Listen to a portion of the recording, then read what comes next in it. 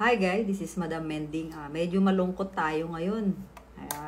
Hindi sa pagkain, kundi parang nakalimutan ko na kasing maghanda ng mga ganitong pagkain. Tingnan natin, ang ganda ng aking presentation sa mga gulay. So meron tayong malunggay, saluyot, at talbos ng kamote. Bakit kaya puro gulay ngayon? So meron pa tayong talong, okra. Yan, magluluto tayo ngayon ng simpleng dinengdeng. Dinengdeng sa Ilocano to. So, nagprito muna ako ng 5 pirasong galunggong. Ayan. So, after ko siya maprito, isa-set aside ko yung 2 piraso dyan. Dahil yung gulay ay good for 2 persons lang. So, ito ang unang steps. Tingnan natin. So, pakulo ka ng tubig. Kunti lang siya. Para lagyan ng fish sauce o kaya yung bagoong ng mga Ilocano. Yan yung pampalasa. Unang nilalagay ay yung isda. Bakit? Dahil kailangan mapalabas muna natin yung lasa ng isda. Yan, pag nakulo na siya, lalagyan na natin ng sibuyas at kamatis lamang. Ayan.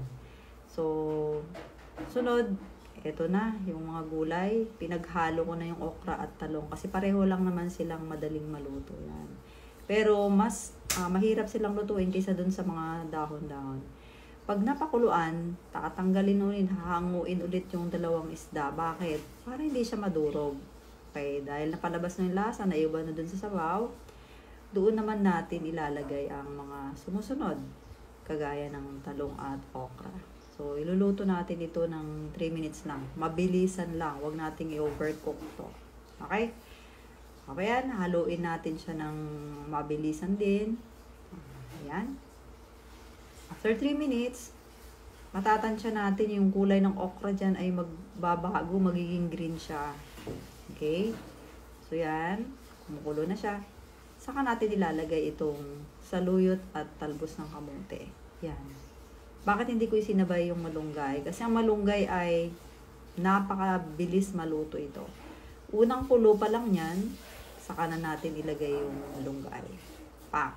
Yan, nilagay na natin. So, lang natin. Hindi na natin yan nakahaluin pa. Kundi dahan-dahan na lang natin ipipress yan. Gamit ang sandok. And then, saka natin ibabalik yung 2 pirasong galunggong na yan. Bakit? Nalagay niyan. Para yung lasa naman nasa ibabaw na. Ayan. So, isi-serve na natin to. Ayan na.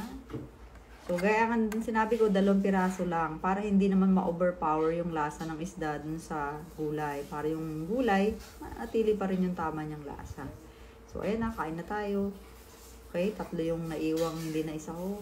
Yan, kunting kanin lang. At na, i-enjoy na natin. Oops, may saging pa. Ayan. Tara, kain na tayo.